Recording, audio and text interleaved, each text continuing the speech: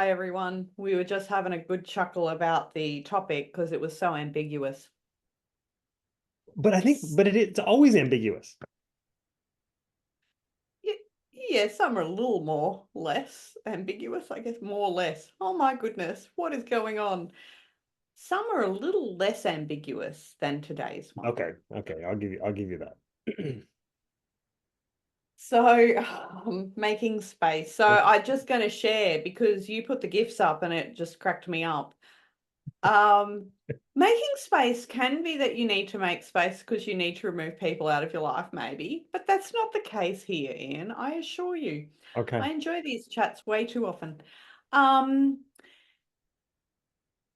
but the making space for me, oh, my beautiful renovations, they just keep giving me life lessons. It's so good. You could write a book. As, yeah, I could with all the renovation analogies. There's a lot in there.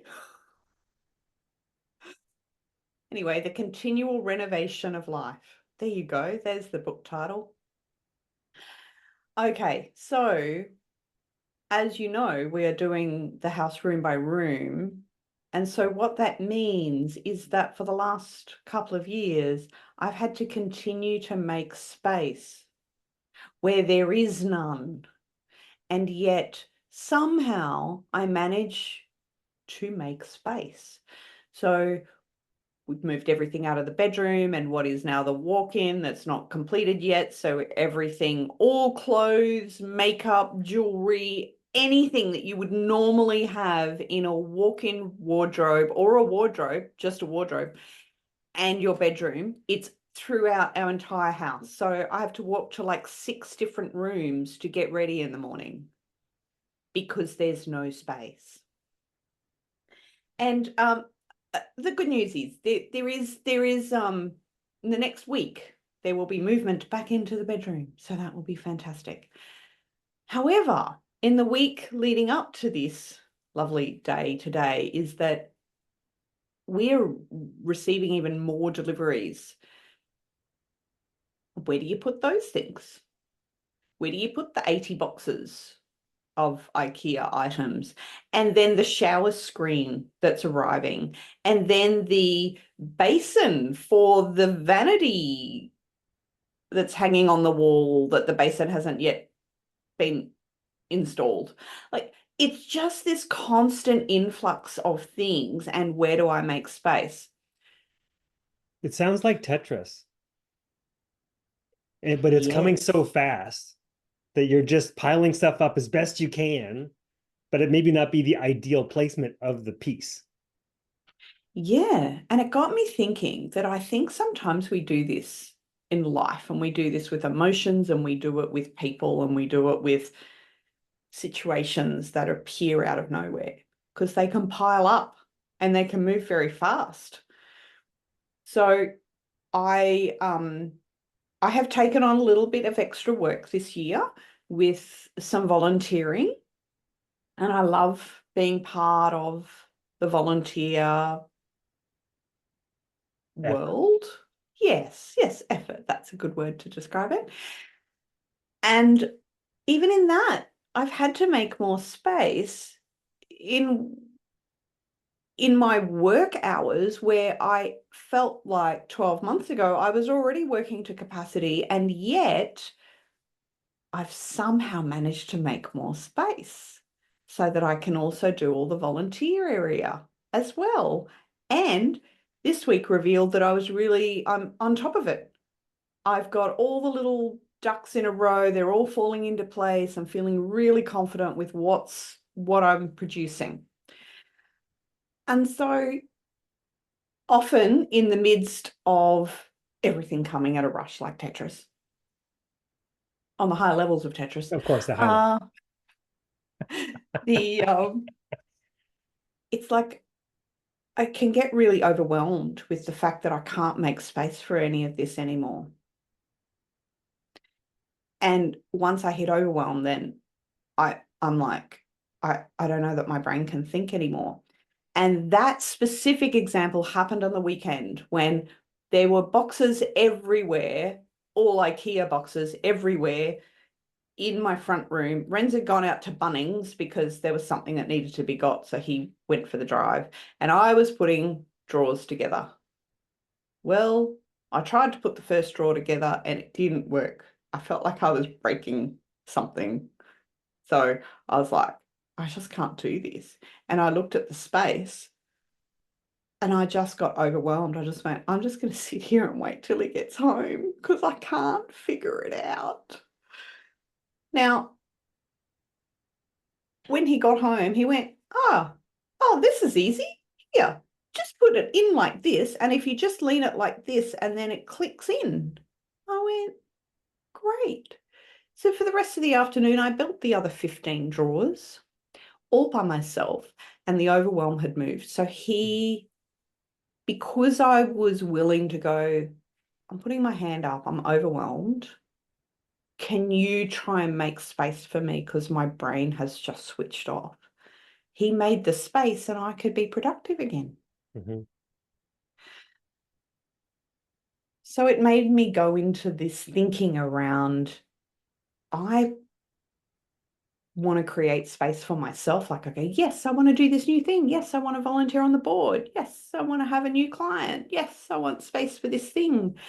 And then I can hit a wall where I can't create the space. But maybe someone else can by just changing the way I'm looking at something or helping me in some way. And we can create more and more space.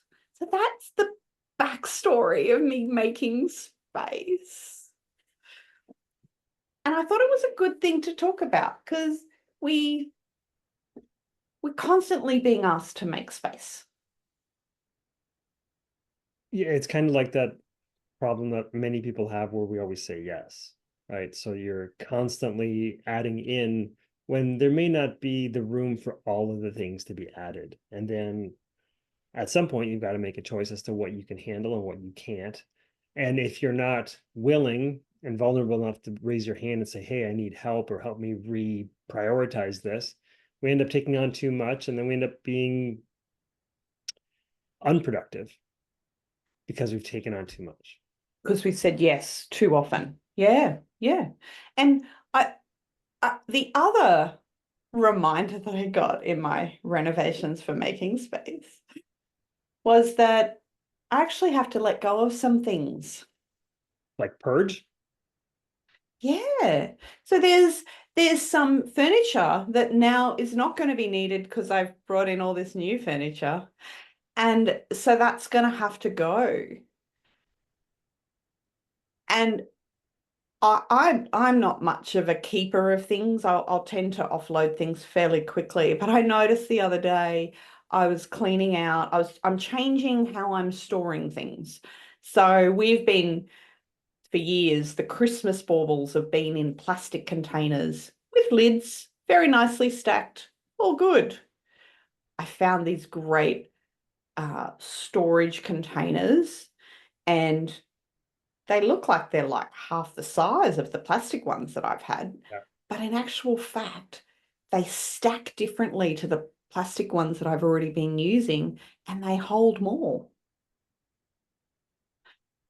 So suddenly a different shape of a container actually creates more space. Mm-hmm. So I can store things more effectively, store them more efficiently. And then what happened is I had the plastic containers. It's like, oh, do we need to keep them? Oh, we might use them for something else. Really? We're not going to use them for anything else. They need to go. They're like bits of furniture that we no longer need. But there's this tendency to go, great, I've got this new storage. Let me just hold on to the old storage as well. Mm-hmm. You've got to be willing to let some stuff go to allow space for things to come in. It's the age-old problem of going through your closet and you're like, I'm gonna do this big thing. I'm gonna send all these clothes off to the Goodwill or whatever. And you start going through the stuff. Well, that still fits. That still fits. That still fits. Okay, that one I can get rid of. I haven't worn it in a long time. But it's amazing how much you'll hold on to because what if, or maybe when, or I could probably still use that. But in all actuality, you probably haven't worn most of those things for years, but even though they still fit. And then you put them in a garbage bag, you put them in the corner of the room, and then it sits there for another 2 months because you're too busy to take it to the thing. So it's like we're constantly holding on to stuff in the potentiality that it could actually show up again and be useful. It's really weird how we hold on to stuff that we don't need, and it would make a lot of space. And I think we do this with emotions. I know I do. I hold on to old things just in case, exactly what you just said, just in case that emotion needs to be used again. Like you're gonna Like, anger. yep. So we hold on just in case we need it again. Maybe I need to use that anger again, or maybe I need to use that fear again, and we really, I know it's part of human nature. Emotions is what drives us. But I wonder how often we clean out our emotions in the same way to make space for new things and new ways of feeling. So how do you, okay, so that's one thing to identify that maybe you're holding on to a bunch of extra wait, I'm going to call it ways of being with regards to those emotions. So how do you let go of those ways of being to let in a newer, fresher version of that being? I find most of the battle is awareness. If we can be aware that this is an old emotion that we may not have to repeat, that can be enough to move it on. What do you find is a good way to release those? Well, I don't know if I'm very great at it. That's the problem. That's why I asked the question. So, I mean, I guess from if we're on this particular tangent of the making space, I went through a process this past week of being reevaluated for coaching at the gym, and I don't do particularly well with evaluations because I'm so hard on myself. So then I get in my head and then I'm like questioning myself and I'll prepare and I'll maybe over prepare and I'll feel super anxious about it. And then it'll go pretty well. And then I'll likely beat myself up about the things that I didn't do as great or should have done better or whatever. And this particular one actually went pretty well, better than expected. And I even got some kind of like praise around it at a team meeting a few days after. So um, it's just interesting how you still hold on to the way of being that doesn't serve you necessarily. Um, And they're usually you're holding on to historic experiences that related to you, I don't know, 5 years ago, 20, 3 years ago. 46, 7 years ago. And it doesn't apply because you're a different person now. It's 100% the truth. But it And still yet we gets do it. still gets me. So what if you could have walked into there? Did you have an awareness when you went into that evaluation that you might be overdoing the beat up or the, Sorry, while I was being evaluated. yeah, or going into that space where you know you're hard on yourself? Did you remember that Oh, I you know I'm might hard be on more? myself. That's the problem. Like I know better. I don't know if I do better in that sense of trusting that what I bring to the table is good. It's great. I'm going to excel in areas that others maybe don't. But yes, I'm going to have shortfalls, and we all do. Um, but I haven't resolved within myself necessarily um, that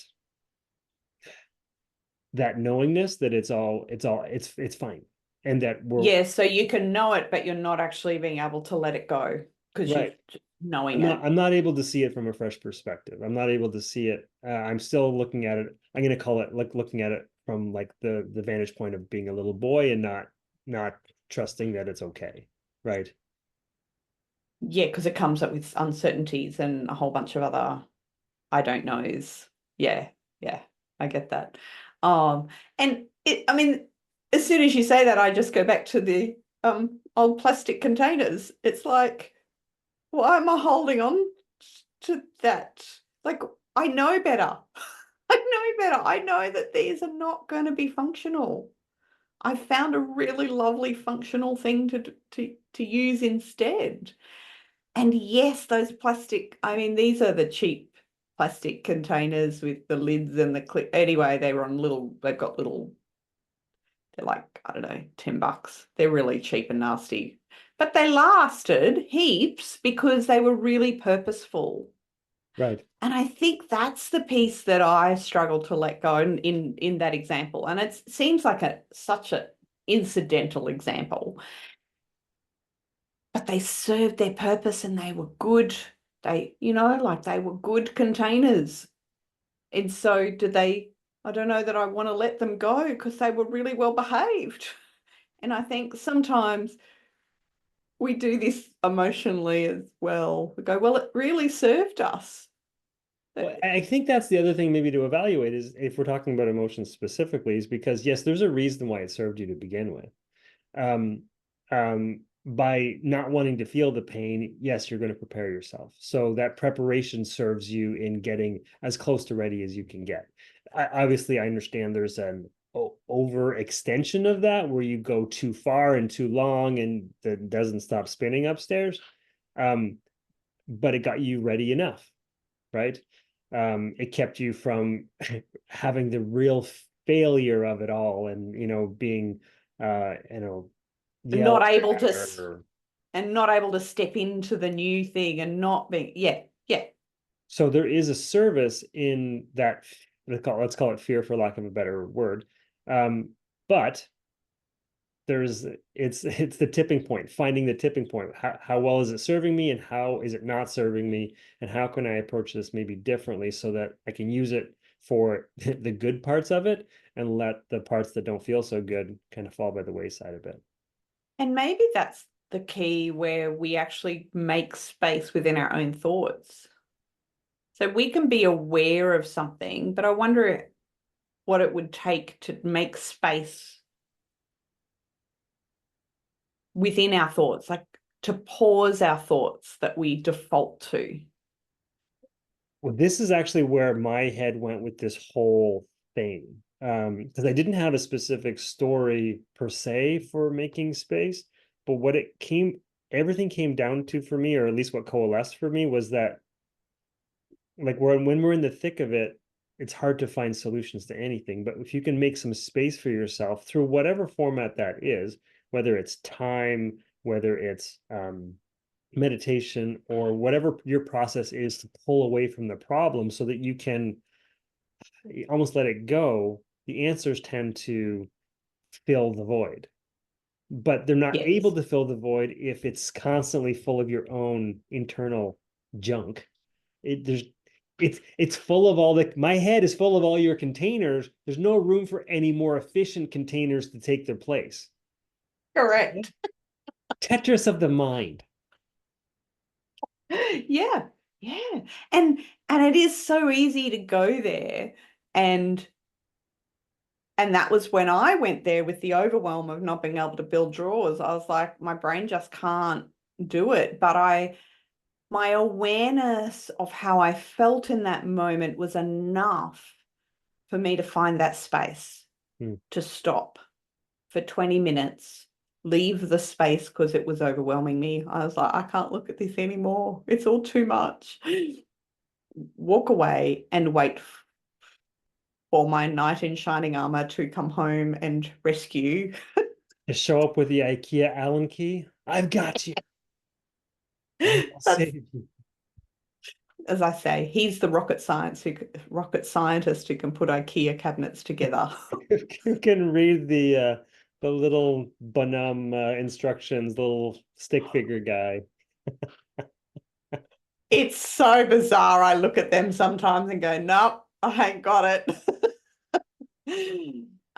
So yeah, so creating that space is really important because sometimes life will force us to make space. Mm-hmm. And that doesn't, I don't know about you, but anytime life seems to force me to make space, it doesn't feel very good. There's a lot of emotion that goes on there. But when I can choose to make space and I can choose to step away from the overwhelm, or I can choose those things, then that makes the space more friendly Mm-hmm. and easier. And there's less trauma or stress involved in that new space. Right. So that was that's the I'd seen it come up in other areas as well. I'd seen other people who'd got up into their head space and couldn't create space there. I always love sharing about my family stuff. My daughter has had to, they've been asked, essentially they've been evicted from the property they were renting. So not because they did anything wrong, but the owner wants to renovate and obviously get more money for their dollar to re-rent it out. And so they've asked them to leave, which in this rental market here in Brisbane is not the easiest thing to do. And Angel had come around to our place on the weekend and she just shared how she on the Sunday she didn't know about the notice of having to vacate, right? So Sunday she came around and she was like, oh, the other vet that I work with had an injury and now I've got to fill in for his thing. So I'm now working a 6-day week for I don't know how many weeks. And we were like, oh, okay, so we won't see you for a while. That's great. And then on Monday morning, she gives me a text and goes, by the way, just so you know, we've been evicted. And somehow we have to find a new property and I'm working like 46 hours a week, Mum. How do I do that? And yet last night, literally 4 days later, they've found a new property and they've been given approval. Somehow they made space to make this happen. I think when you let go, you're able to see the opportunities when they arise. But like I was saying, if you're in the thick of it and you're worried about what I can't control and all this stuff, you're focusing on the wrong area. And it's almost like having blinders on, and you won't see what's available to you because you've limited your scope of what is in your field of vision. And it's all too hard and it gets overwhelming and I don't have the time and it's going to be too hard and yeah, all of that. And yet when she went, well, I can't find a house. So her partner stepped in and he went house hunting. And the second house he looked at, the first one was a hard no. Second one was a strong yes.